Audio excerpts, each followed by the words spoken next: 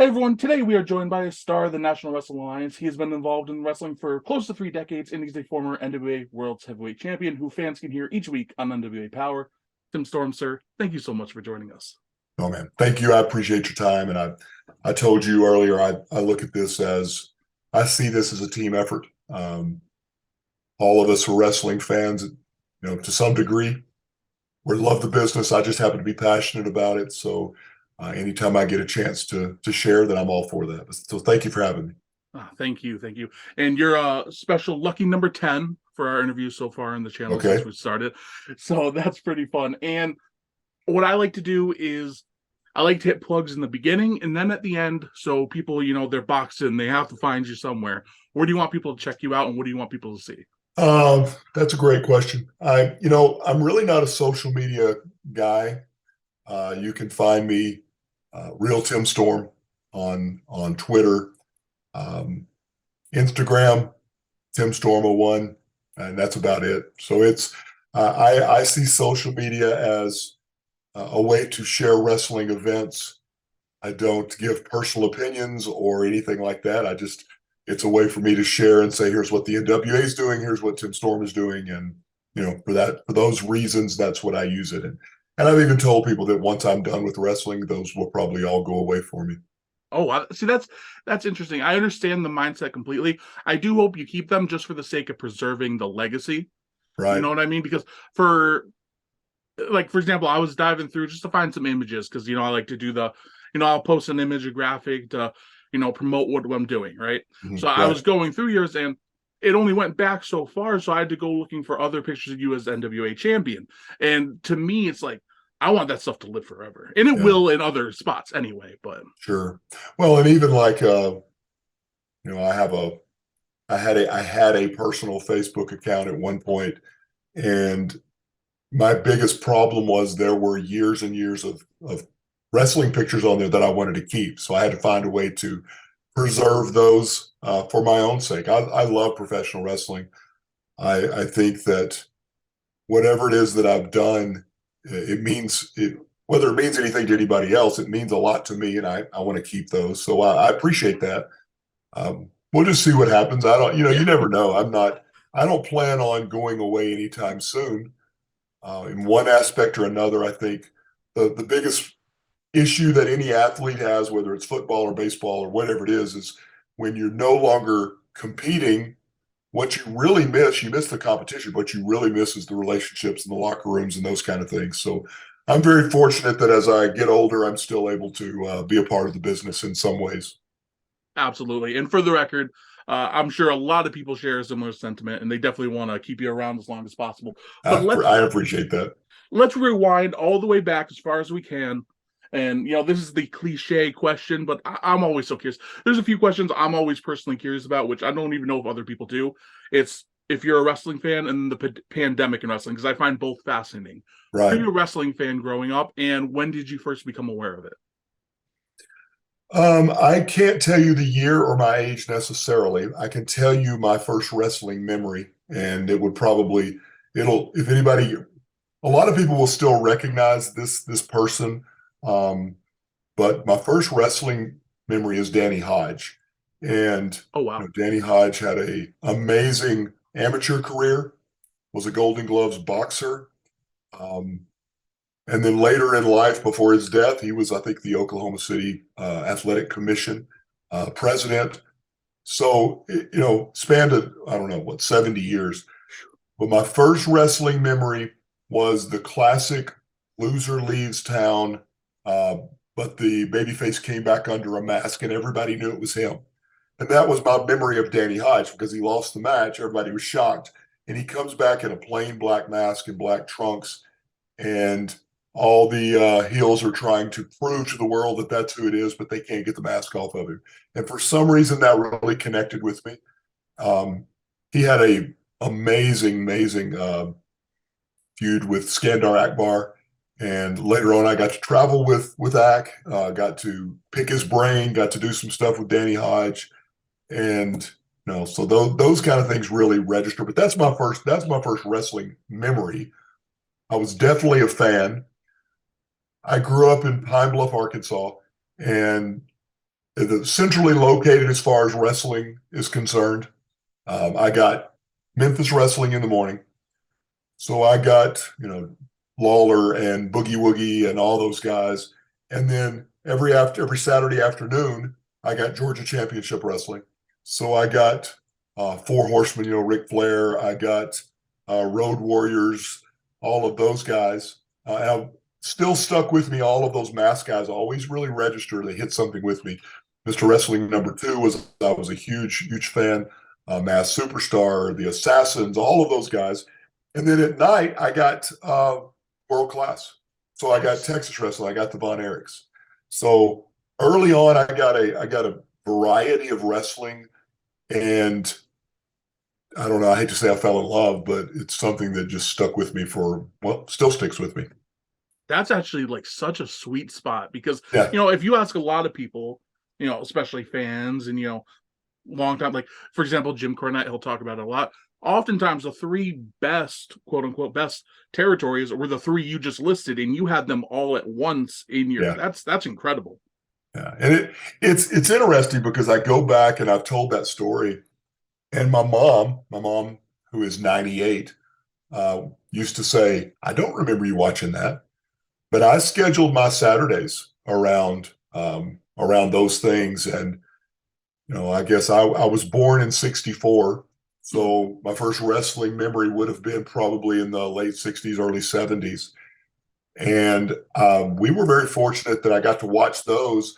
But then, I don't know, maybe every 6 months, twice a year, we'd get basically what becomes the NWA. We got Mid-South that would come through Pine Bluff, Arkansas at the convention center.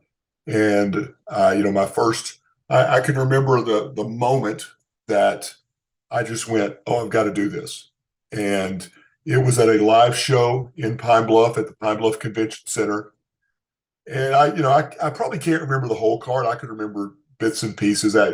It's become like a running joke with my friends and I. But one of the matches was Hacksaw Butch Reed against Hacksaw Jim Duggan, and it was a coal miner's glove on a pole match. Which put anything on a pole, and apparently it's a more dangerous weapon, but it makes for a better match. And then the big thing at the end, the main event that night, was Andre the Giant against Ken Patera.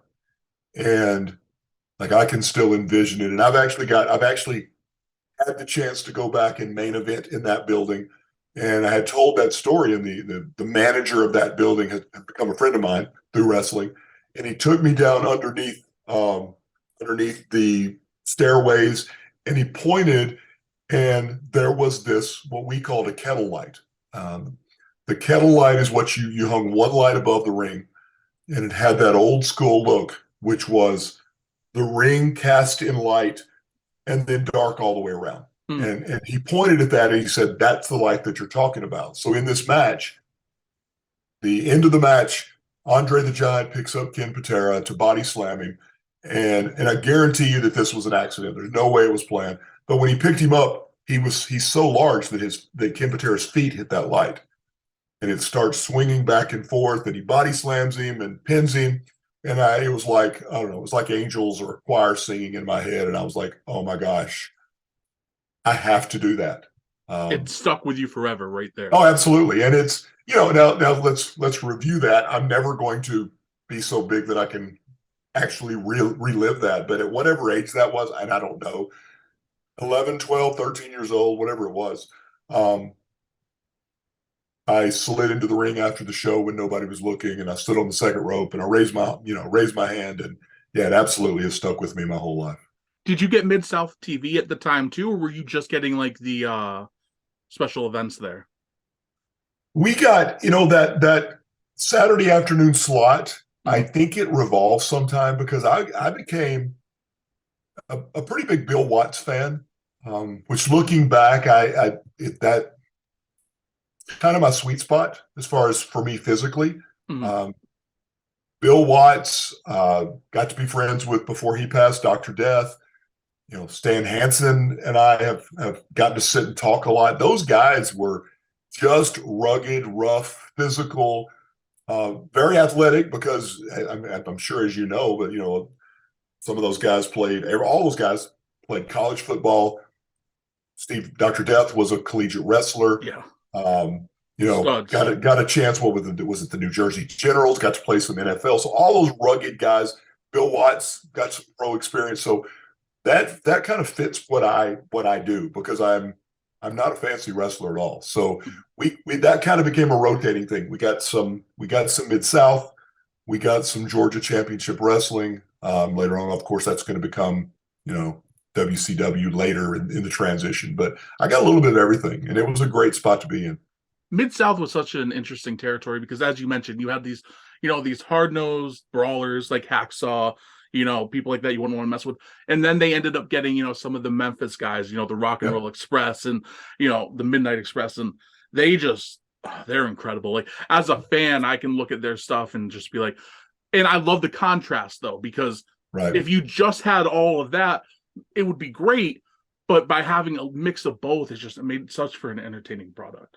Well, and to his credit, I've only met, I guess I've met Bill Watts 2 or 3 times. He definitely wouldn't know me, but to his credit, he recognized talent. Talent is talent. I mean, he pushed those guys to the moon, and I'd still say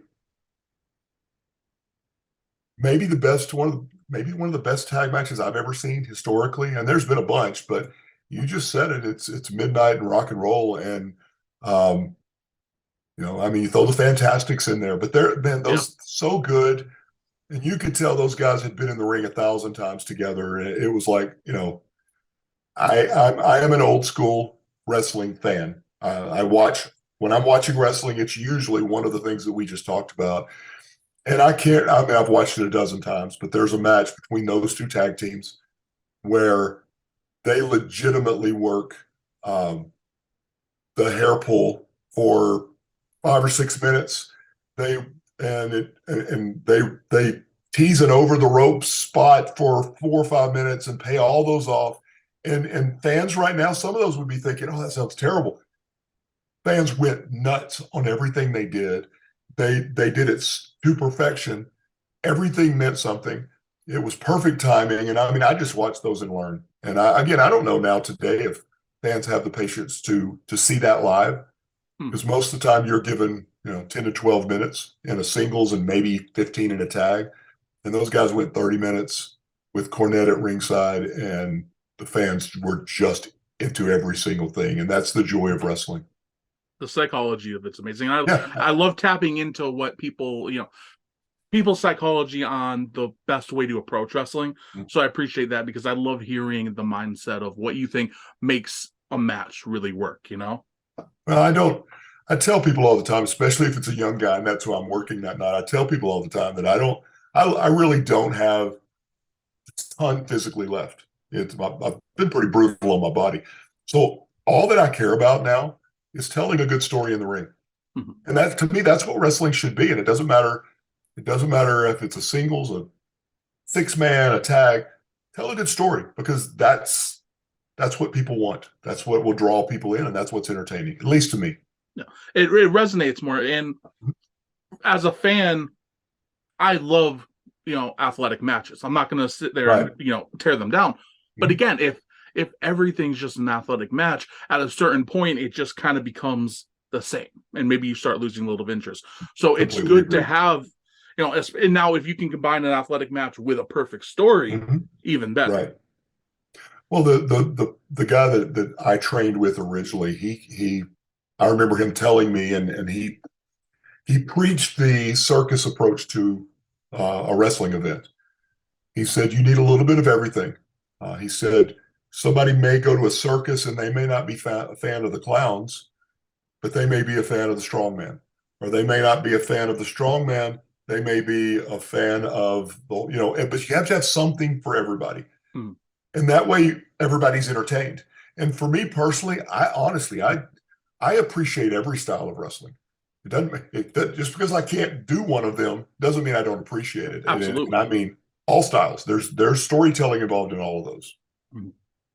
And again, I think the nature of pro wrestling is the fact that it can have that circus element. I think Jeff Jarrett talks about it a lot, and he probably learned it from Jerry and both Jerry's, Jerry King and the late great Jerry Jarrett, where he always talks about how you want to have different flavors of ice cream so that everybody can have something to enjoy. Absolutely.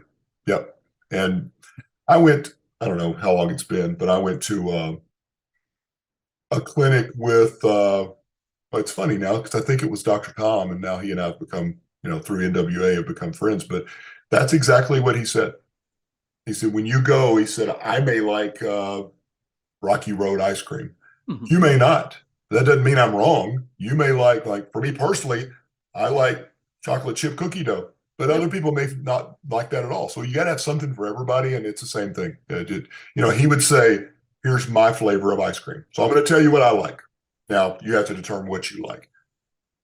It makes sense to me. Now, you did mention an interesting name, and before we jump into training, because I do want to get to that, Jim Cornette. He's just a fascinating individual. Lightning rod for controversy, but so smart, so quick-witted. How much have you dealt with him in your career? Was it only with the NWA? Had there been prior meetings? What has your experiences been like with Jim Cornette? You're going to find a running theme with me, and I mean it sincerely, or I wouldn't say it. I'm going to say this a lot about different people. I love Jim Cornette. I know a lot of, like you said, a lot of people, and in some cases, I think he's intentionally a lightning rod because, there's the whole philosophy of any press is good press. The man is an encyclopedia of wrestling, not just knowledge, but psychology, of teaching. I've had the pleasure of getting to sit and talk and learn off and on with Jim for, I don't know, 20 years, because wow, the off and on, and I'm not saying an ongoing, but yeah, Bill Ash is the guy that I trained with, and Bill was as old school as you could get. And he would have him come in and do things occasionally, and then through NWA, I think for a full season he did color, and to me, you know what you're going to get with Jim Cornette, and that's going to be, like you said, quick-witted, a ton of experience. He has, in my opinion, again, he has a gift for words. And I know a lot of people will, say, well, they're going to find something to pick at, but you can do that with anybody if you try hard enough. My experience with him was nothing but positive. It's funny to me that, even his input to me has been positively, given to me positively, has meant something to me, and I've always tried to apply it, whether good or bad. And he's always been, pretty positive about things that he said with me. That has to be super cool. Again, considering you were, watching him as a kid. Mm-hmm. So yeah, absolutely. It's surreal to me, and it also kind of like hits home with me on, I didn't start wrestling until I was 30, 31, somewhere in there is when I started training. My age difference from those guys is not that much. Even like now, I've become friends with Ricky Morton and Robert Gibson, and and again, I don't want to, you don't want to ever. How old is Ricky? 66? Sounds right. I don't know. Yeah. Yeah, but I just turned 59. So now I will never be on those guys' level. Athletically, experience-wise, psychology-wise, but guys that I grew up with, like you say, like watching Jim Cornette, he broke into the business, if I remember right, I think as a photographer at a pretty early age, and then, worked into wrestled or worked into a manager's position. And the guy's a legend. Yeah, and it's strange. We're not that far off on ages, but to be friends with a lot of those guys that I grew up watching and appreciating and being entertained by is surreal, and it's a lot of fun. Super cool. And you were spot on, by the way. Ricky Morton is 66 years old, so you were right on it.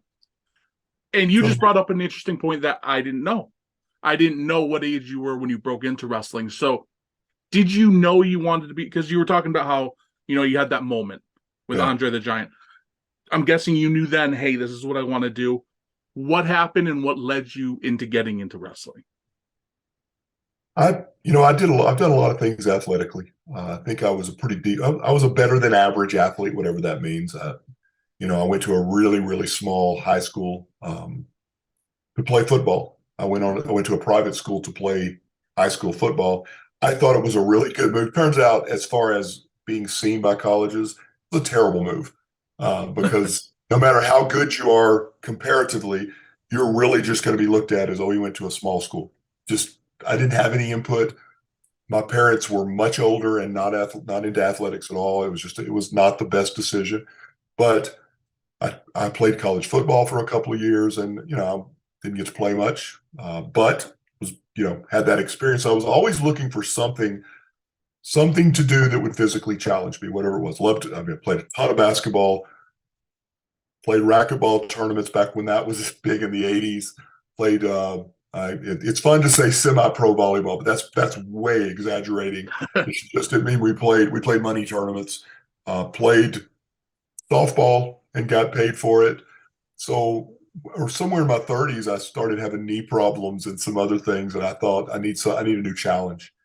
And I actually contacted WCW Power Plant, and they said they would take my money, which was very honest of them, but they said the cutoff was 30 years of age, and I know I was past 30, whatever that is, and I was probably 31. So, I started training. I trained for about 6 months before I was thrown into the ring way earlier than I should have been. But I was a big guy, and at the time, I was just under 6'3". I don't think I ever actually reached 6'3", even though at times I've said I was, and I was probably 300 pounds, and was still young enough and athletic enough that football wise was kind of my thing. I was very physical, but I got thrown in, and it probably is going to take me at that point another 2 years to get where I could even where I look back now and not embarrass myself in the ring, because that was bad. That was not good. How was your training? Like, how did you get involved? Who specifically were you working with? Could you talk a little bit about that? Because obviously, Yeah. Training has evolved a lot in wrestling. 10 years. Because do you have a rough year on this? Was this around 1995-ish, 94 in that area? Yes. Okay. I don't actually know. I mean, I'm sure I could go back. I'm not that guy that keeps scrapbooks and everything or is organized. I have boxes of stuff, flyers, and you name it under my bed in boxes, and haven't looked at it in forever. I trained with Bill Ash, and I had contacted Power Plant. I was told, yes, you can come in. Our cutoff is this, but if you get in the best shape of your life, basically we'll take your money before we try to run you off, because, I think historically we look at that and see that that's what they did. Yeah. But I had a friend of mine that said, hey, I saw this commercial on Saturday for a local wrestling promotion with a school. And he said, now, I'm going to be honest with you. He said the production values were terrible, but it looks like the school might be decent. It's something you can check out. And I'm living at that point. I'm married with 2 kids and a house payment and car payments and a dog, and I'm doing the life. And I contact Bill Ash, who is in Paris, Arkansas. I'm roughly 2 hours away, maybe a little less, and introduce myself. And he says, well, I'll tell you what, if you'll come out, basically you come out, dress in shorts and tennis shoes. First one is free. If you decide you want to do it, we'll talk. If you decide you don't want to do it, no hard feelings. So I drove to Paris, Arkansas, and again, there's a lot of things you can't teach. Size is one of them. And I was a big guy, but I was the most unnatural at taking bumps as probably anybody, I don't want to say in the history of wrestling, but it was not natural for me at all. And it got to a point on that day where Bill Ash, who was a little at the time, and I say this because I look back and think, wow, he was too old to be doing that. I'm older than him now, but he was probably in his mid 50s, a little pot bellied, balding with glasses. But Bill was a legend. He was a light heavyweight. He wrestled. He's anybody who is from old school wrestling. When I tell them I trained with Bill Ash, I get instant credibility, because they know who he is and they know how good he was. And Bill got in my face after telling me, okay, I want you to take 2 steps I want you to jump up as high as you can, do a front flip and land on your back. And I took about 3 false steps, and Bill got in my face and just cussed me a blue streak. And he said, "You said you wanted to do this? This is what you said you wanted to do? We'll either do it or go out and get in the car and go home." And I mean, I was like, okay, okay. I did it. I landed on the top of my head, and he congratulated me, and it got better from there. I was never a great bumper. At one point in my career, I felt like as a big guy, I could bump. That's gone now. Now I'm not. I can't even do. I don't do that well anymore, but I get through it. So, Bill would sit in the corner in a fold-out chair with a 2x4 over his knees and talk to us. Occasionally, he would get up and teach. He had a younger guy named Jeff Jett, who I become friends with through the training, who did a lot of the training at the time. And the way Bill's technique was, he had a couple of things. He said, "You can only remember 2 things a week, so I'm not going to teach you a bunch of stuff." So he would teach us, here's the lockup, here's an armbar. And the way he taught was, this is how you take an armbar and break somebody's arm. Here's how you take it to not break their arm. And he did not smarten me up. Oh, He wow. just said, here's how you don't break their arm. And a lot of our training, first off, the ceiling was probably, I'm just guessing, actually went by there about 6 months ago, and the building is there. Obviously, the school's not. It's now like an electrician shop or something. But it was a 10-foot ceiling. You couldn't stand on the second rope without hitting your head on the ceiling. So there was no high flying going Oh, on. Hole in the ceiling, the classic canvas that if it rained, if you bumped, you would just slide out of the ring because it wasn't a true canvas. It was like a tarp. And most of our training was legitimate, what we call rolling. It's time to roll. And we would just get in there and grapple. And because of my size, it took a while before anybody figured out how to just not let me lay on them and be athletic enough that I could control them. And it happened. Jeff Jett did it, and finally got top position. But that was most of what the training was. And when I got to the first match with Bill, in a tag match, was completely unprepared for. I honestly, I didn't know what a work was. that's so fascinating. Before we get into your first match, how big was your class roughly? Like, I know some schools, obviously you have the performance center, which is like 100 people, but most schools from what I see tend to be 15 to 20, sometimes 10 people. Was that roughly what yours was? It probably wasn't even that. It was probably 6 or 8. Okay. And then you would have guys come and go. Wrestling in general is physically demanding, and the way that Bill trained was he made possibly even more demanding. So you had a lot of guys that would come like I did one time and never come back. You'd have guys come and get hurt in the first. I completely shredded my knee. I don't even know. We had a trick. Like Jeff, I was hungry. I wanted to learn, and I wanted to understand how things worked. And so Bill would run his class. To answer your question, like 6 or 8 people. But Bill would run his class. We would walk outside. He'd lock the door. We'd stand outside at the cars and talk for a little bit. Bill would go home. Jeff would reach into the back of his truck and pull out a screwdriver and pop the lock on the building. And then Jeff and I would go back in, and Jeff would work with me. And first time we hit it, that I started realizing, okay, you can put some of these things together. And I misunderstood something, and I don't know, tore my ACL, my MCL, and it's from what I'm from, football. You basically taped it up and did the best you could, and I limped for about a year. Matter of fact, you asked me the other day something about Nelson. King Mabel. Yeah. And I got one of my first TV matches. I wrestled Hacksaw Butch Reed. I had that same night I wrestled Mabel, and I did most of that with my ACLs are still torn. I never had those repaired, but no stability in my knee ever. And it's just, to me, it's old school wrestling, and you fight through it, and you do the best you can, and hopefully it heals up. And that's just the way we were taught. That's not the way it works today, but that's the way we were trained. Did you find that Bill started to lighten up to you over time, or did he always kind of have that same personality? And how much of a relationship did you still have with him once you? And we'll get to this in a little bit, but once you started wrestling and not necessarily training as much. Well, the old school attitude, and anybody who I don't know was from that era. I'm sure there were exceptions, so I'm not speaking for everybody. Bill worked a really good deal with me because of my background. At the time, I was working as a vice president of a small company, and I had some marketing experience, and I helped him with that, and we did some exchange things. Bill was never unreasonable with me as far as like he recognized my size. He gave me some great opportunities.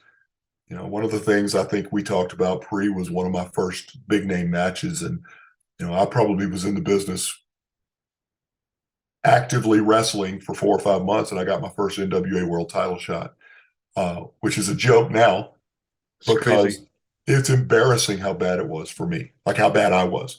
But I wrestled Dan Severn, and he was the NWA world champion. But he put me out there because of my size. He needed guys, and I had a decent look, and I started trying to trim down and lose some weight. But Bill never softened. And in reality, later on, I chose to go with different organization, Mm-hmm. and he felt like that was competition, and we really didn't talk much. He did send me a message. He saw something, and he saw that I gave him recognition for the training that he gave me, and he thanked me for that, and he congratulated me on my success. You know, so we ended well. Bill passed away late 2022. Oh wow, So, recent. you know, I'm glad you guys had the chance to reconcile because mhm. especially that's rare. So it's a good thing that you're able to do that.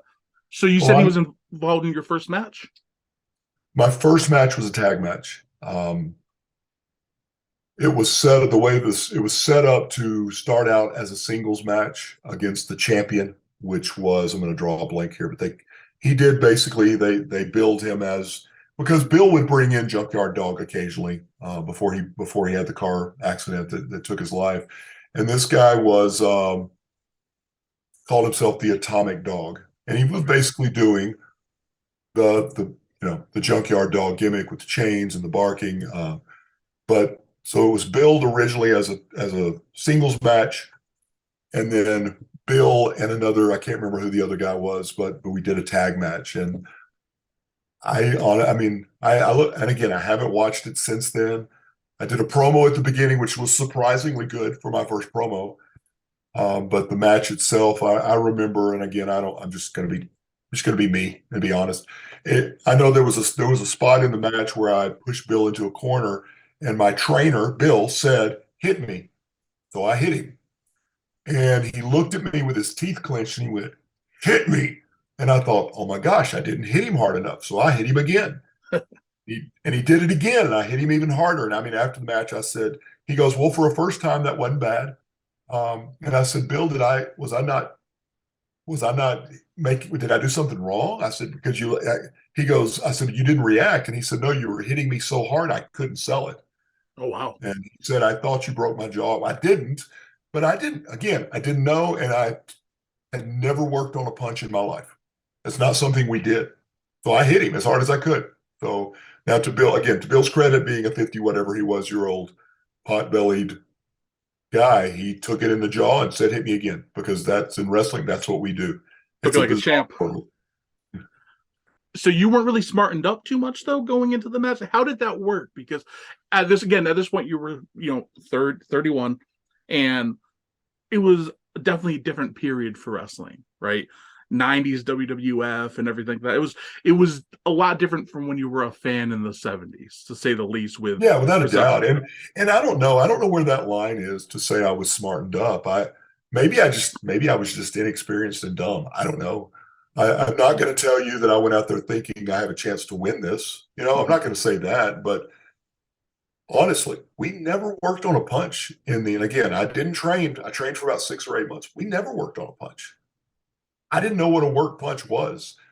Um, I rem I remember maybe in my second or third match, a guy saying, just on the lockup, duck under and give me a schoolboy. And I went, a what?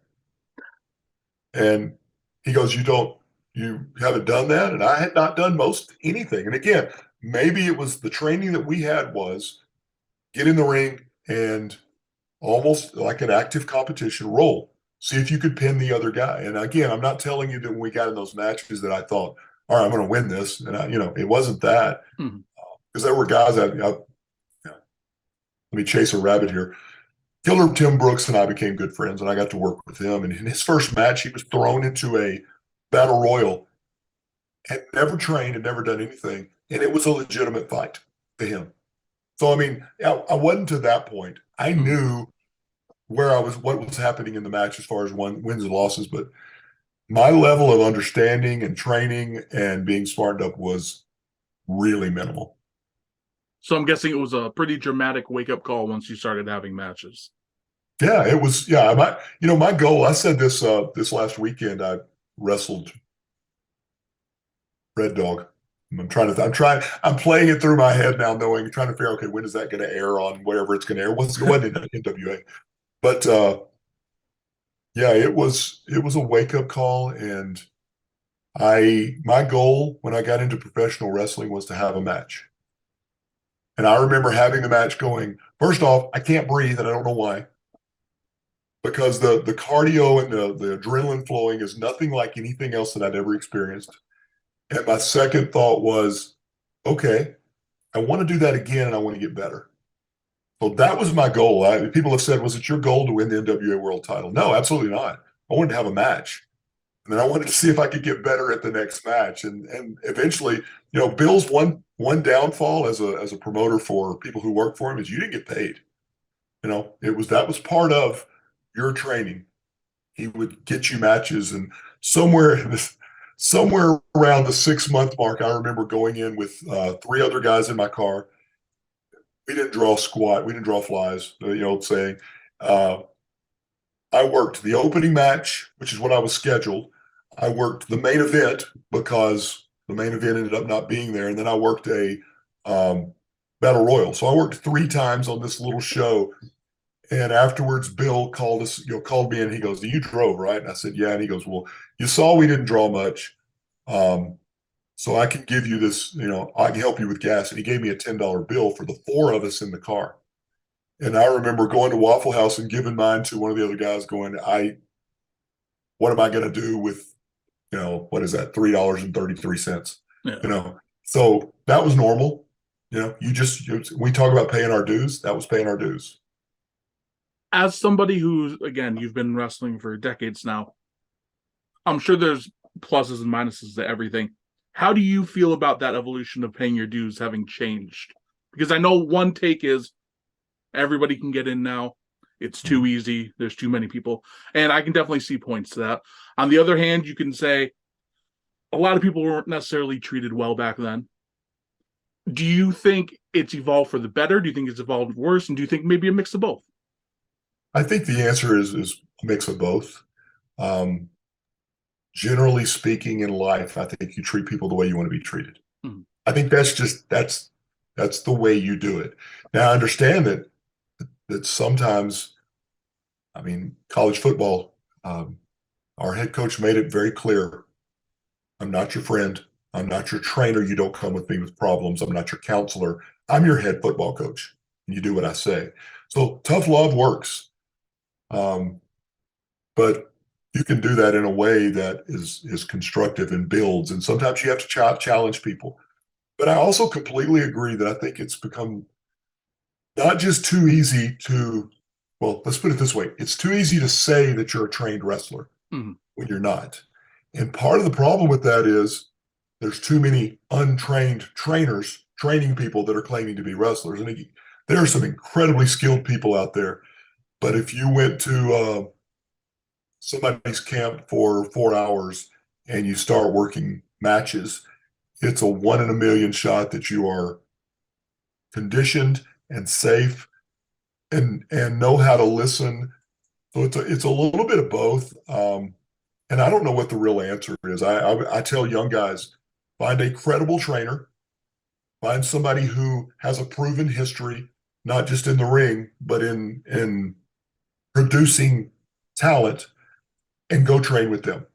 Again, if I say Bill Ash, 98% of the people, 99% of the people listening will not have a clue who he is.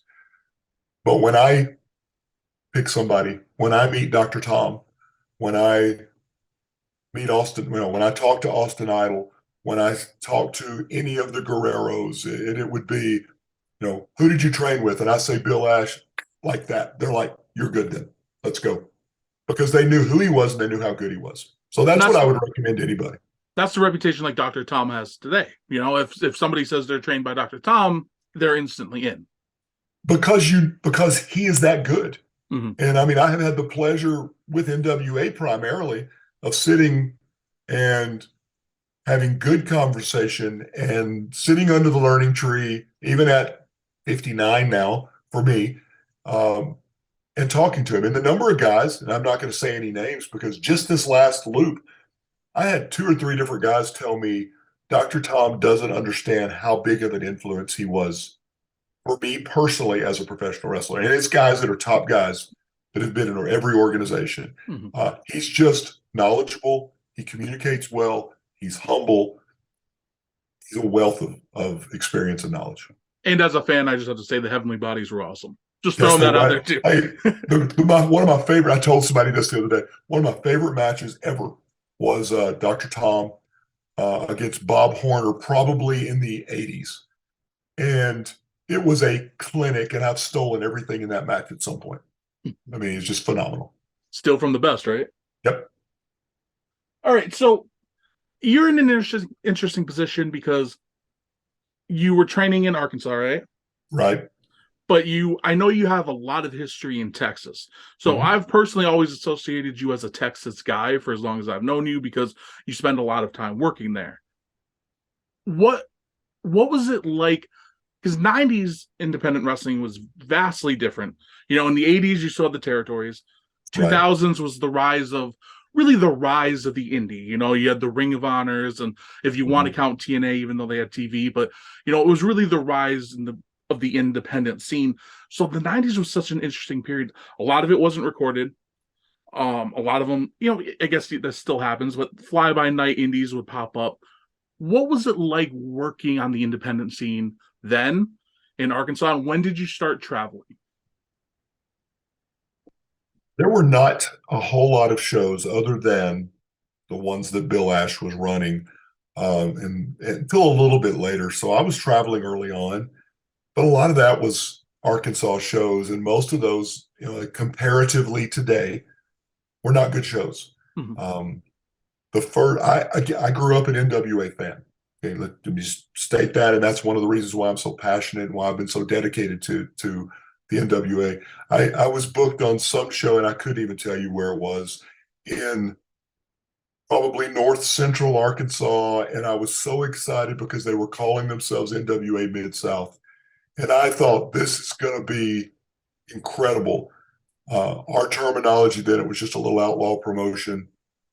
High school gym, who knows, 150 fans, and it was fine for me, but I was so disappointed because that's not what I had pictured as the NWA. Yeah.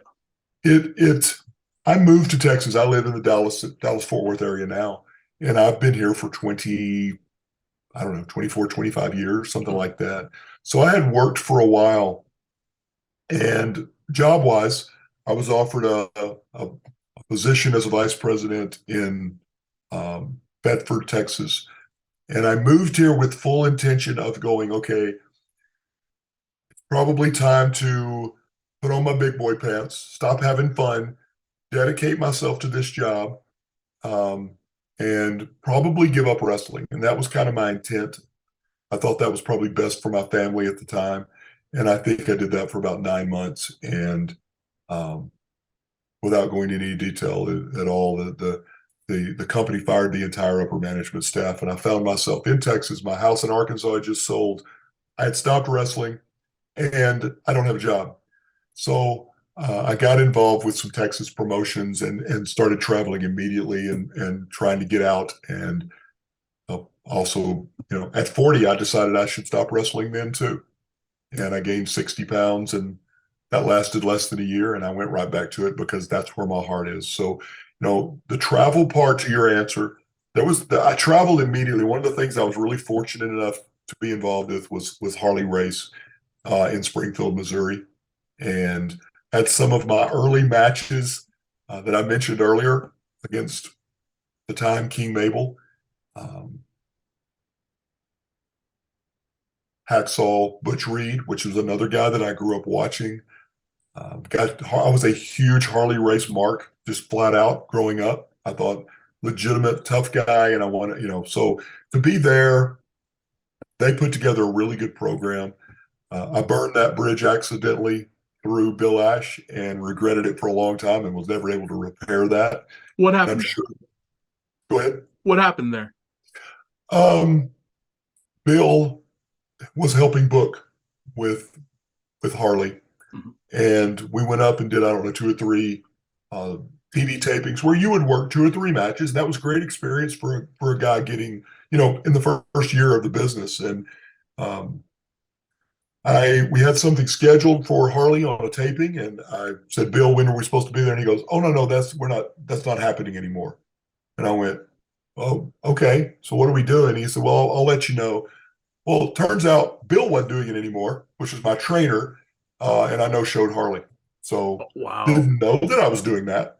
Yeah. But and the reality of, I don't know what I would have done as a green guy in the business. Do you go with your trainer and show your dedication to that and keep working? Do you go with Harley Race, who is a legend in the business? Probably so. I'm not sure I was smart enough to do that. But either way, I no showed Harley, and I would go to shows and kind of try to make up for it, and got to use some, but I never got back over that hump of no showing a legend in the business. My fault. I didn't know any better, but I got to take my decision. I just didn't know I was making that decision. See, I didn't even know you had that link, and it's funny you mentioned it because, like I said, we just talked to David Marquez maybe a week ago.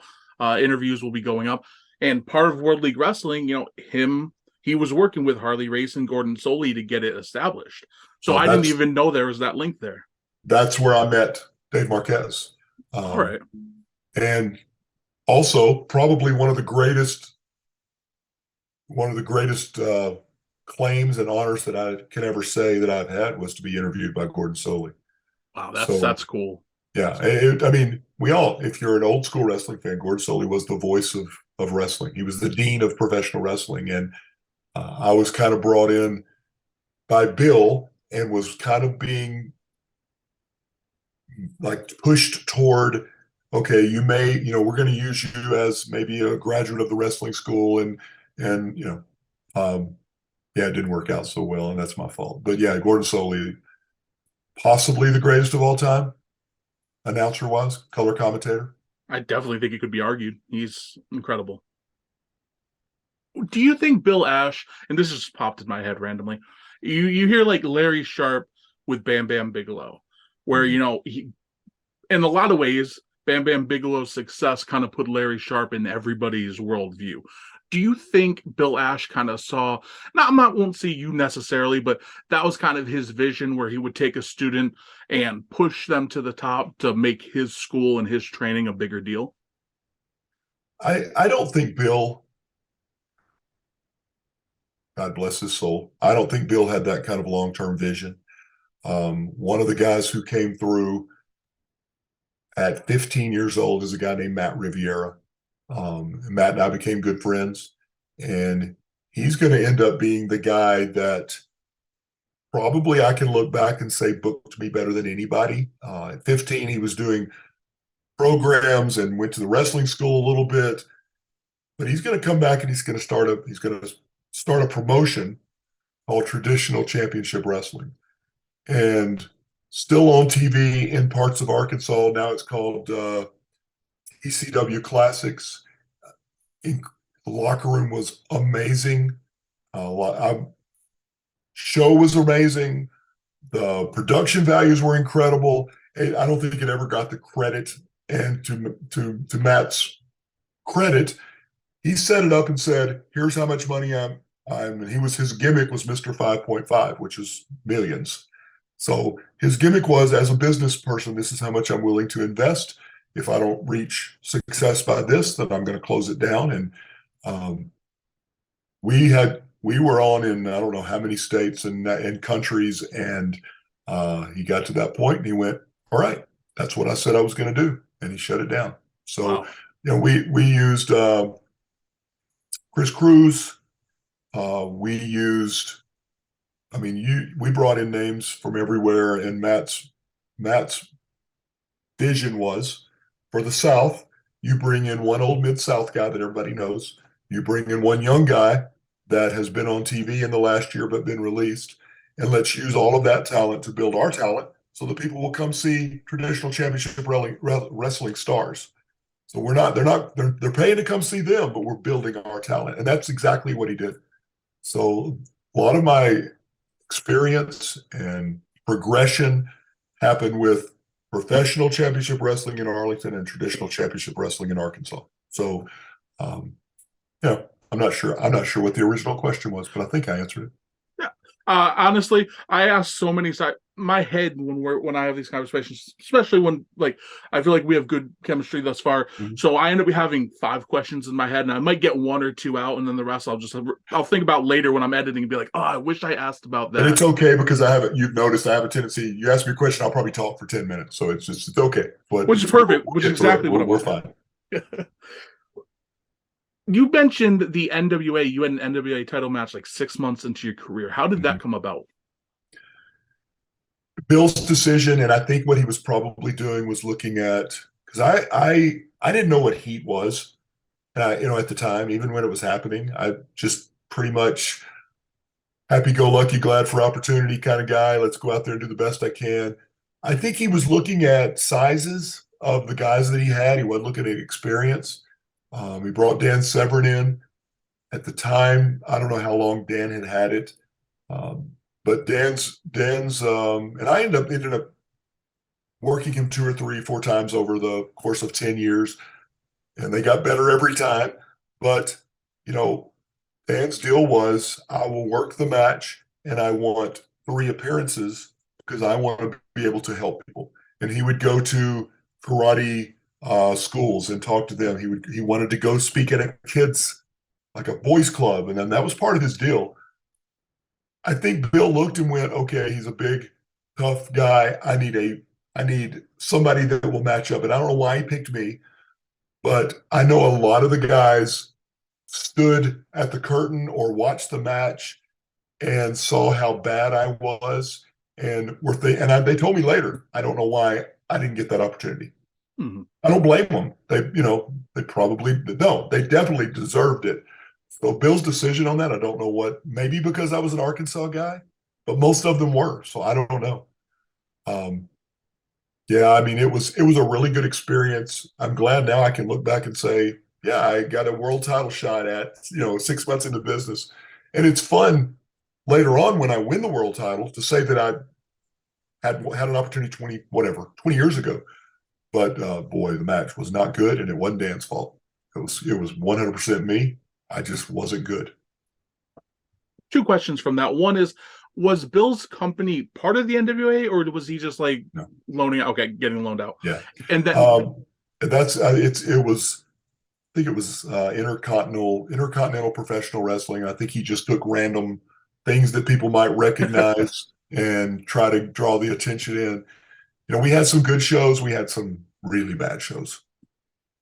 what was it like working with Dan Severn then, and how did that? Because you said you worked with him a few times, right? So did that relationship grow over time? I don't know if you. I mean, there was speculation, and it might have been joking after I lost the world title that might make an interesting tag team. Two former world champions that had gotten older. Uh, I can only tell you my experience, and I'm sure everybody has said this. Super nice guy. Uh, I think he catches some flack for, a lot of times the MMA style didn't translate over into professional wrestling. Even when he got his New York run, there was a lot of people who thought that he wasn't successful. Like I said, the first match wasn't good, and that was on me. They got better as it went. He was easy to work with. I never felt in any way like I was in danger in any way physically, because a lot of people have said he's a scary guy. I read one of his articles while we were sitting at the table where he headbutted a guy in an MMA fight early on 36 times until the guy passed out, took some aspirin, and went back for the next match. So he's a tough guy. Mm. Um, I enjoyed working with him. Until a few years ago, I could say that's the only person that I ever tapped out to. Oh wow. Was was that run before or after his WWE run? Do you know? I'm going to say it was before. Okay. That's my thought, and I could be wrong because somewhere there's a picture, but I can picture. He went to the ring in a gray T-shirt. He had the whatever you would call the claw marks on the back of his trunk. So it might have been post WWE. I don't know, but like I said, it was easy to work with, and he did his best to carry an inexpensive. My friend, my friend Nick would say ham sandwich in the best match that he could get out of me. So, uh, it is what it is. Would you say he was the first name you wrestled in professional wrestling, or was there somebody Yeah, before? Okay. yeah. I'd say he was the first name, but then with the Harley stuff, which came pretty quickly after that, I got some really good opportunities. King Mabel was King Mabel at the time, Mm-hmm. and they had used him in a series of handicap matches, and then put us in there as a single. And I remember him, the finish of the match. I had already worked Hacksaw Butch Reed, and my knee popped out of place on that one, so I was already working kind of handicapped. But I remember Nelson saying, he goes, "Hey, cowboy," because I was doing a cowboy gimmick. He said, "You take a crossbody off the second rope from me?" And I said, "Yes, sir, I will." And what is that? 500 pounds. And at the time, I was 300 pounds. So we legitimately bent the metal crossbar in the middle. And I remember thinking this is the longest 3 seconds of my life because I can't breathe. I just wish they'd count faster. That's crazy. What an experience. And especially for you to go on to work with him on an even bigger stage in the future, which Yeah. we'll get to. But that is actually brings up a curious question. You said your goal was to have a professional wrestling match, and then your goal was to get better.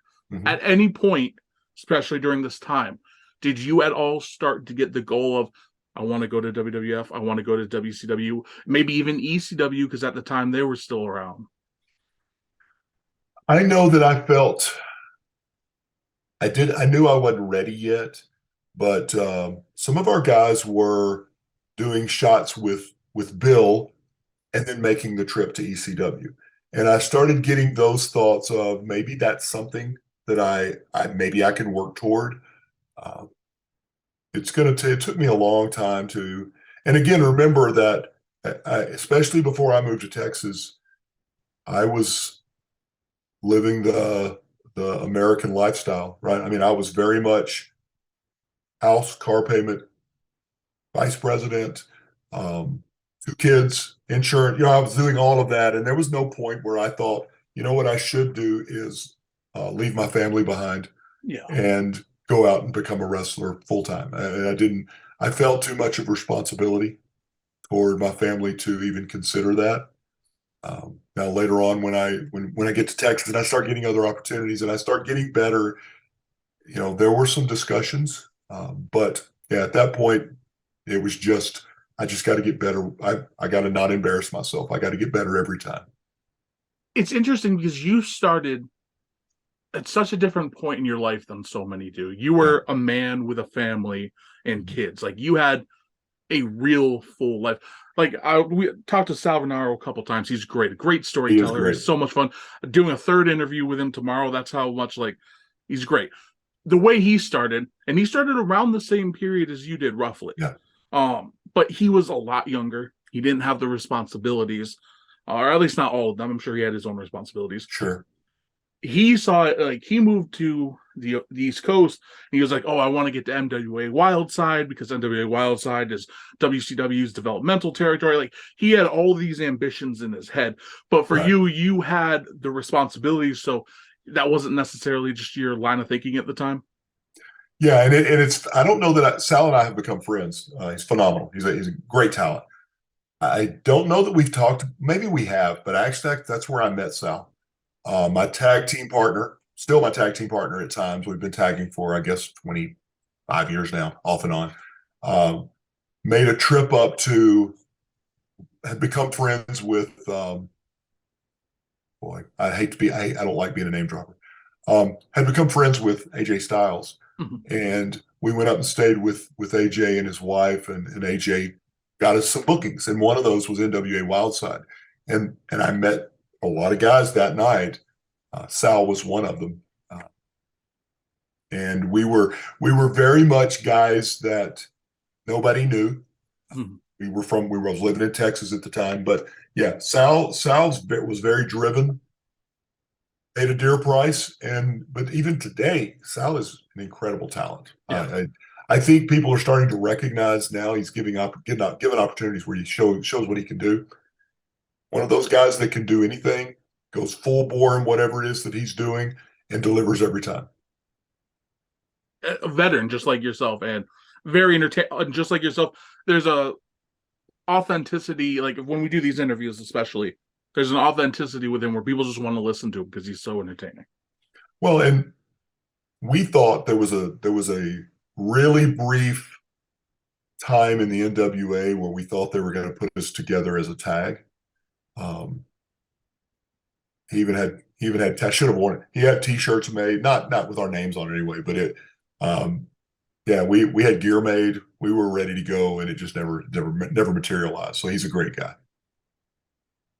Now that you're in the Texas scene, how did you find that differed to the Arkansas scene? Did you find there was more opportunities? Because Oh, Texas, yeah, there's a lot more work there and oh, probably a lot yeah, more history, right? You know, yeah. And again, remember, I'm a huge world class fan. mhm. I was big Von Erich, big Kerry Von Erich fan. Um, I thought that was some of the best wrestling in the world. And going back now, and I don't want to say when I say historically I like the history of wrestling. I say that, and then somebody will challenge me on something, and I'm like, okay, I don't know. But Texas wrestling, the opportunities is just amazing. And even like now, again, even compared to Arkansas now, because I still go back and do a few shows in Arkansas. Um, there are so many good companies in Texas. There sometimes it seems like it's hard to find a good school to train at.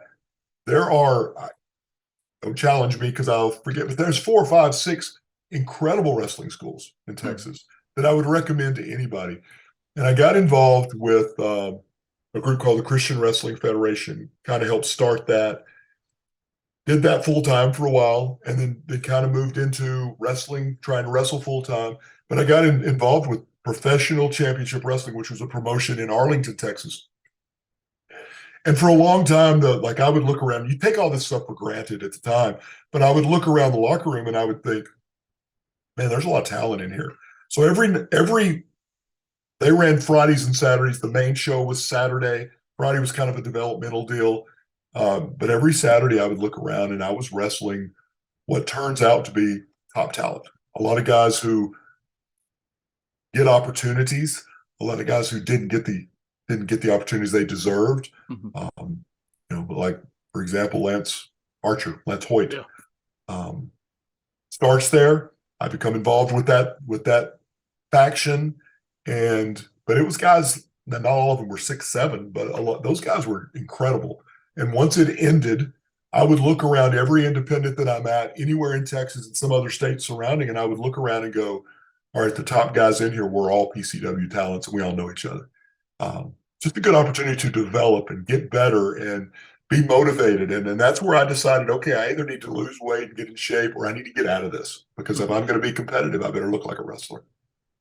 That competition probably drove you because with, like you said, with Arkansas, maybe there weren't as many options. And Right. I don't want to be judgmental of the scene because I don't know anything about it. Maybe some of the top level guys there, maybe it wasn't the same abundance as there was in No, Texas, so you didn't have that same drive necessarily. well, and you didn't have the, I mean, there weren't the opportunities there, Mm. right? I mean, so even if you had a guy who was a top talent guy and looked great and could work, he wasn't getting opportunities as often in Texas to develop and get better. And in Texas, that was all the time. I mean, it was, if you're willing to travel, and I was, just in Texas alone, you've got, I mean, you've got Dallas, you've got Fort Worth, you've got Arlington, you've got Austin, San Antonio, Houston. It's everywhere. And some of the, and we see it now. For a long time, it looked like a lot of the Texas guys weren't getting opportunities. Now they are. Now we see tons of Texas guys, or guys that came through Texas to get there. We see them getting opportunities. I don't know what parts of Texas you're in. I'll be honest, my Texas geography isn't great. Okay. So don't quiz me here on this. Okay. Did you start seeing more of the lucha influence once you started hitting Texas? I'm not sure what part of Texas you're in, but I know at least, southern Texas and certain parts of Texas, Sure. there is that lucha influence, and of course, Southern California. Did you see that at all when you were there, or when you first started? Absolutely. No, absolutely. And I trained in Arkansas. Come here, baby. Come here. I'm sorry. It's okay. Come here. You were showing these dogs before we started recording, and they're adorable. Truly adorable. Yeah, that's there's two of them and they look just alike. And I'm sorry for being unprofessional. No, I think everybody loves to see them. This is Daisy. Hi, Daisy. She's the one that likes me more. Ivy is her sister, and they look almost identical. So they're not used to being ignored.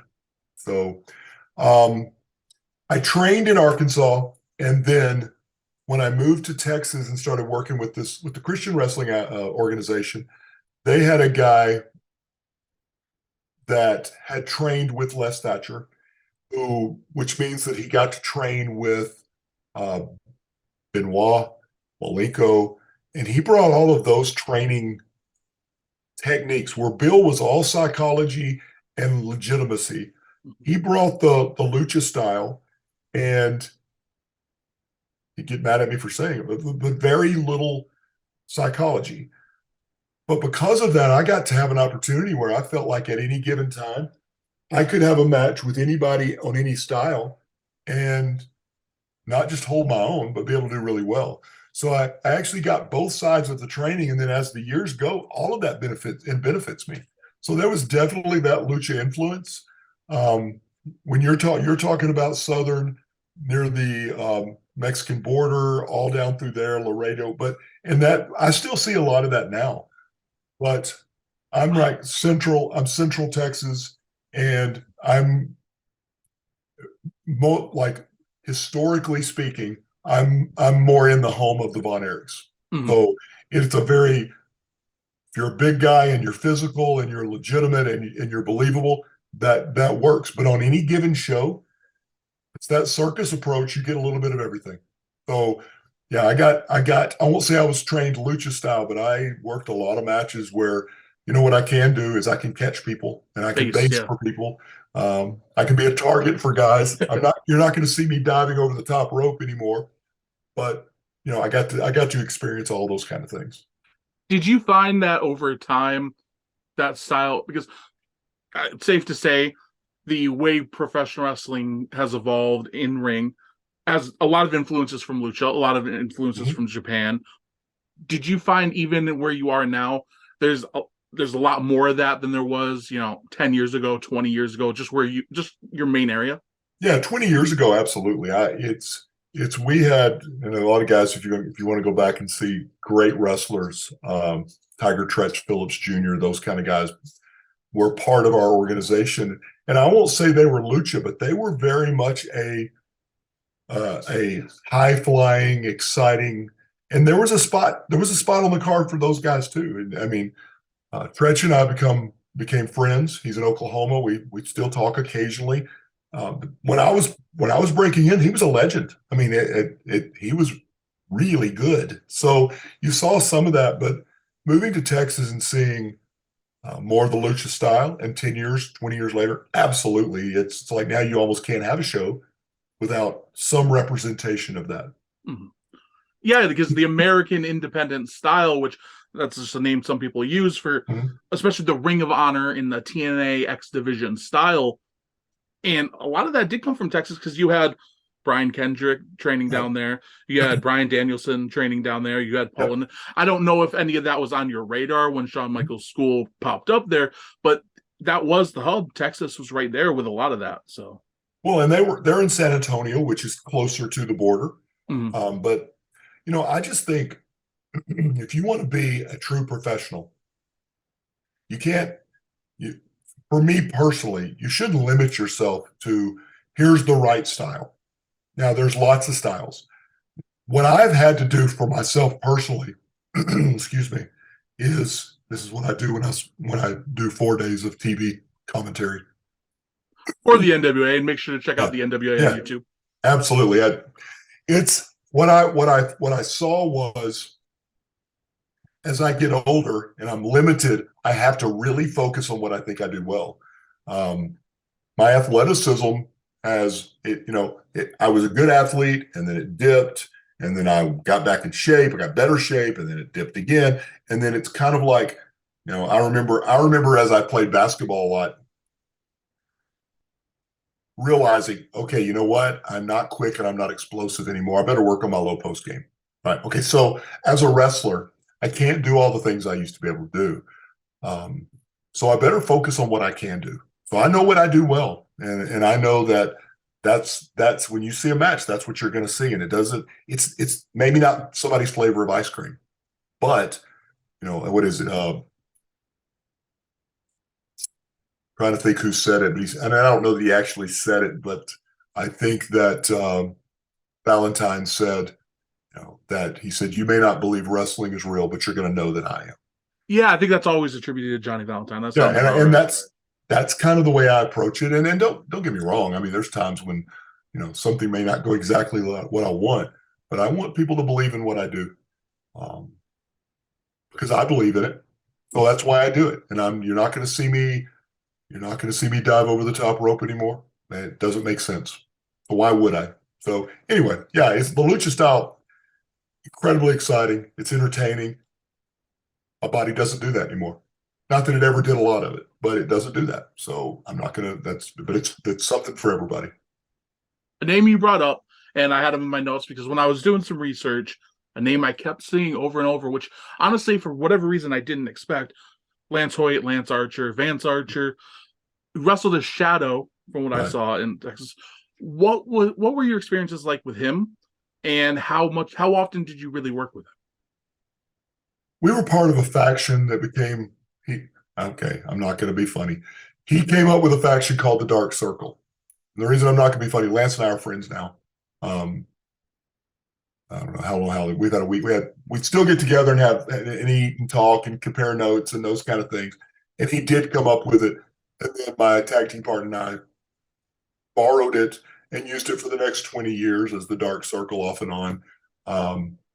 He became, I mean, obviously there are not many 6'7" athletic guys. I saw he was posting something on his social media the other day where he went to he was wearing a football helmet. A lot of people don't know he was a college quarterback, Oh, okay. very athletic. And, so we had a 6'7" basically leader of our group. And then we had tiers underneath that of the three of us that were, and I hate to say minions, but it's basically what it worked out to. And you kind of had to go through us to get to Shadow. I remember when he got signed, a bunch of the guys had gone up for a TNA event, for an Impact event, and he got signed. I saw him and went, "We love this guy," And then several of our guys got that opportunity. So I think he more than anybody that I've been around extensively. He knows exactly who he is now, and I've learned from that. We got to travel together to TCW in Arkansas and Missouri and those shows for, I don't know, a year and a half, long car rides. And it's not a lot of opportunities that you get with somebody that's a big guy that because I'm a fairly big guy, and he would, at the time I was the champion for TCW, and I actually lost it to Lance. And I could come out of a match, get in the car, and get immediate feedback. Why'd you do this? When you saw this, what were you thinking? And we'd go back and forth with that, and I learned.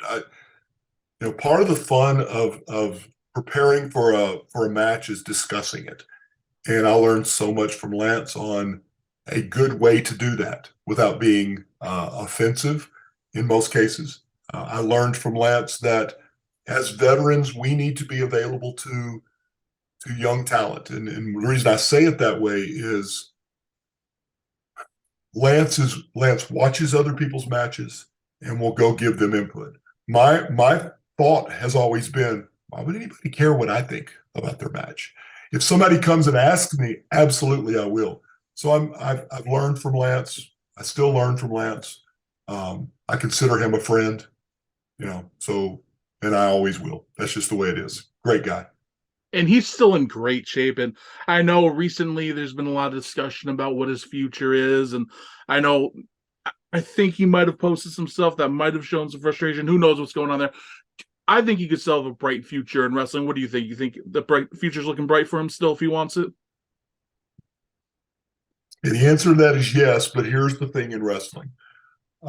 We as wrestlers can think anything we want, but you need to be given that opportunity. Mm-hmm. So do I think Lance has a bright future? 100%. It doesn't matter if he's in, is main eventing AEW or if he's in Japan. You got to be put in an opportunity. You got to be given circumstances where people use your talent, recognize what you do well, and take advantage of that. And let me just stop there. So before I start ranting about booking big men, but that makes sense. Yeah. Bottom line, he knows he's a monster. He knows how to be a monster. Hey, bookers, book him as a monster. Okay, there, I'm done.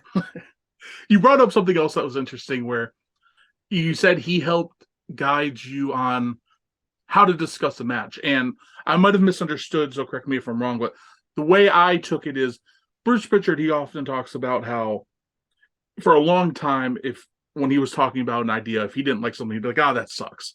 Mm-hmm. And then Pat Patterson taught him, he was like, learn the magic words, what if? Because if you say that sucks, that puts somebody on the defensive.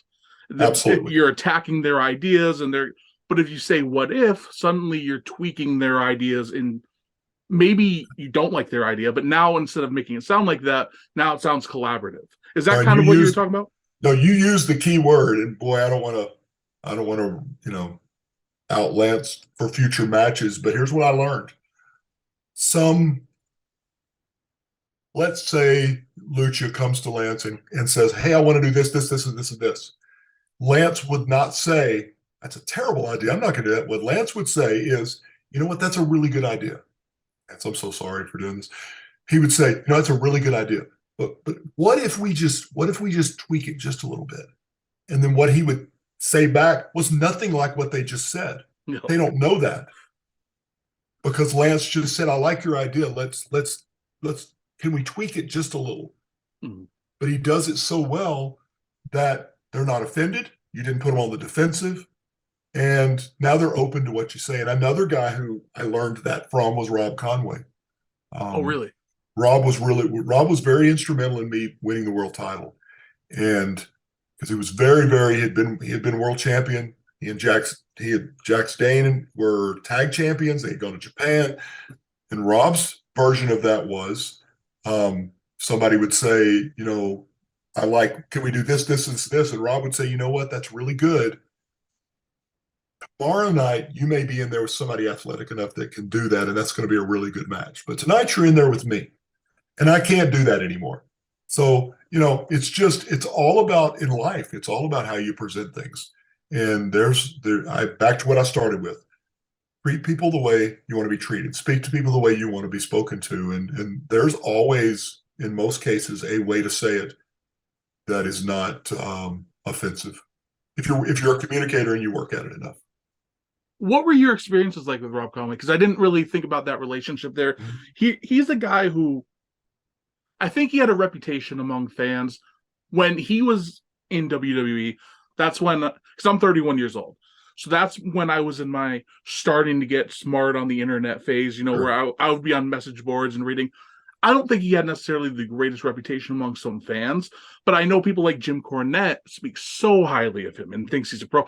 And I think over time his reputation has evolved and more people have gone back and said, "Oh, okay, he's actually really good." He is. What was your time like with him, and what do you think his legacy is? Well, I think his tag La Resistance. yeah, is going to be one of the things that he's left with. And I've even seen things where they might be doing autograph signings. So I think he probably is welcoming that. But he was a NWA World Champ way before I was, and I every time I got an opportunity to pick his brain and learn from him, and it's funny because I'm older than all these guys by quite a bit, but you can always learn. And Rob was willing to teach. He very much had like his view of things was very much from a TV angle, if that makes sense. Mm-hmm. Where he would say, I like that idea, do it this way. And so I have again, every match we ever had, very professional. Always he could do both. In today's world of wrestling, um, I come from the old school where you have to listen to the crowd and respond to the crowd and be able to make changes on the fly. And a lot of young guys don't have that ability. Rob could do both. Rob could say, here's a plan, and he could make it work. Or Rob could say, let's see how it goes, and we'll call it out there. And I learned from that because that's what I think in order to be a professional, I think that's what you have to be able to do. When you're talking about how he helped you with the TV perspective, do you mean in the sense of this will look better if we do it from this angle for the cameras, or did you mean something Yes. else? Okay. No, it's primarily that. And even he would even say, we worked for a long time every month for a promotion. I guess officially it's in Dyersburg, Tennessee, but it's right in that triangle of Arkansas, Tennessee, Missouri kind of corner. And Rob would say we were doing TV, local, like local TV, but also like whatever a subscription channel, whatever. And Rob would say, okay, when we do this, let's make sure that it happens on this side. And those are just things that you need to be aware of if you're ever going to do TV. Yeah. And it's things that people don't think about. And you get young, talented guys who have never done TV. And I'm not going to say it's a world of difference, but the thought process changes a little bit. Angles change. Where should I face? Don't. And again, I see myself, and I had a really bad habit of, because I feel so natural with it speaking, that I would stand in the ring with the microphone and move. Well, if you've got a hard camera that's right here, you can't do that. Yeah. And Rob helped me with all those things. Yeah, because that's something that you probably, based on what you explained your training was like with Bill Ash, that was probably the last thing like on his mind when it came to training. So it's But interesting how that developed. I think one of the things that is young talent, because of the way things work today, as far as travel, that they miss out on is they miss out on the car rides because that's the learning tree. That's where you learn those things. And I've had the opportunity, not just the guys we've mentioned, but my friend James Beard, who was a referee and booker at World Class, Skandar Akbar, Matt Borne, um, Jake Roberts, Wow. Buck Robley. I mean, guys who, Killer Tim Brooks. I mean, it just goes on and on. Guys that you get an opportunity to sit and talk to and joke around with, but learn everything. Like, you just ask questions, and they felt like that was giving back. And there's more than that. I'm leaving guys out. I mean, like now, Dr. Tom, I could sit and talk to Dr. Tom all the time. Austin Idol, The guy's got a world of experience and talent. It's like if you don't ask questions and don't go to these guys when you get an opportunity, we're not making good. Sorry to say you're an idiot, but that's very strong. It's just if you get an opportunity, you better do it. And to be Yeah. able to sit in a car with a guy who was on WrestleMania 3 and get input, you have to take advantage of that. Yeah. So anyway, yes, that Rob Conway, Lance Hoyt, all of those guys I have happily listened to and taken advice from and tried to apply what they say. So because that's what we should do in the business. And then it's my job to give some of that back to younger talent. You've been super generous with your time, and I very much appreciate it. We probably only got like halfway through the notes. Okay. Hopefully, maybe one day, if I'm lucky, we can do a part 2 because there's a lot I still want to talk about, especially Sure. the modern era of the NWA. I just want to throw out 2 more quick questions to you before we get to plugs again. One is you brought up Matt Borne, and like, there's a guy who he definitely has an interesting legacy because he was great, and I'm actually a huge fan of his portrayal of Doink the Clown. I know some people aren't. I thought it was excellent. What was it like being with him and learning from him? And well, he was. If I'm sure that I'm not wrong on this one. He was the original. Yeah. He told me stories about how that gimmick came about. He told me that he very much was he liked to rib people. That was part of the culture of old school wrestling. Everything from putting a lock on your bag so you couldn't get to your gear without cutting it open to you name it, and those guys did it. But he told me how the progression of that happened and what the thought process was. He kind of got that. I don't know him well enough to call him Vince, but that he and Vince McMahon talked about how that should happen and what that meant and what that character would be. And man, I learned so much from him. He got on to me for sharing one of those things, so I won't share it. It's not bad. It's just it's a concept that helped me with wrestling. But he talked about how, and I've passed this on to people who have done comedy gimmicks. The thing that to me that made him magical was he could be very hilarious clown pie in the face, and then like that, turn it on and become a psycho and turn on the intensity. That's what made him scary. Mm-hmm. I have a saying that I use quite a bit, and I've even used it with NWA early on. It's all of us have 2 sides. We have a good side, we have an evil side, and for me personally, it's how you treat me determines which side you're going to get. Matt Borne had a good side, and I saw all of that. He had his demons. Most of us do, but Matt was incredible to me, and I don't mean just in teaching. I mean, as a person, he adopted me. He made me look like $1 million in matches. One time he told me, "You're going to be he said, you're my Kurt Hennig. I'm gonna bump for you tonight more than I've bumped in the last 3 years because I like you and I'm gonna do everything I can to make you successful." He'd get me booked on shows and get me twice the money that I would ever ask for, and then sit me next to him at the merch table. And because I'm sitting next to Doink the Clown or Matt Borne, I'm making twice as much money. And he didn't have to do any of that. We all have our issues. Some public, like a lot of Matt's were. Incredible human being.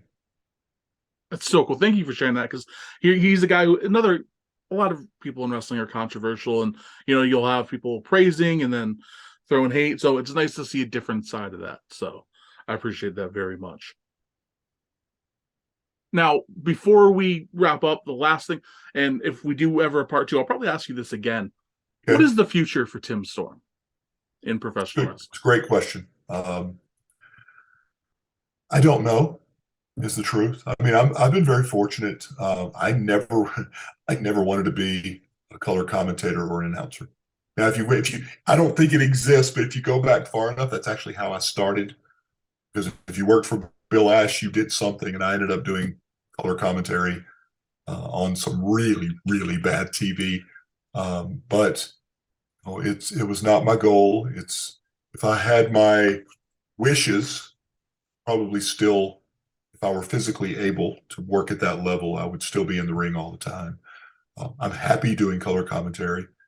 think I'm decent at it. And when I watch, that's all I'm watching really is trying to get better at what I do. NWA is where I'm at. It's where I'll stay. It's what I've been dedicated to. I'm a full-time teacher, which really means that I've never been contracted for NWA as far as a contract because I have a full-time teaching job. So who knows where that's going to go? It was a real battle for me at first because no matter what was asked of me, they couldn't win. And here's what I mean. If they say, okay, we don't have a match for you on this pay-per-view, but we want you to do color commentary, my first thought was, oh, wait, so I'm not good enough to wrestle? Is that what you're saying? And if they say, okay, we've got this match for you and we're going to have so-and-so do color commentary, then my first thought was, oh, I'm not good enough to do color commentary for, you know what I'm saying? So it's not like you can win. Yeah. I want to do both. I think realistically, as I sit at the color commentary and I sit at the table and I watch the phenomenal talent that we've got at the NWA, a lot of times I find myself going, yeah, this is where I need to be right now. I don't know that I can go on the level with a lot of those guys like I used to be able to. Every weekend I'm wrestling somewhere that I'm not doing commentary for the NWA, and I can still get it. I can still have a really good match. Don't think I could do that 4 or 5 times in a weekend anymore. My body just can't do it. So my intent is as long as I have a place at the NWA, I will do whatever it is that they want me to do. My commitment before Billy Corgan before the Lightning One era, my commitment was I love the NWA. And if I can do anything to bring it back to anywhere close to the glory that it had when I was watching it, then that's what I'm going to do. And that's what I'm going to continue to do. That's super cool. Super cool. Thank you so much for your time. You were an unbelievable guest, and Thank you. You've had such a long career. There's so much still to cover and to talk about. So I just appreciate you offering the insight. One more time, where can people check you out? Tim Storm 01, real Tim Storm on Twitter.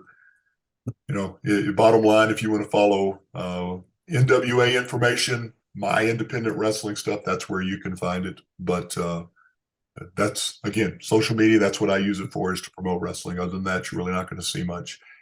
My current last 3 or 4 months is I literally am posting every time I get an opportunity, every weekend somewhere. My tagline is basically thankful every time.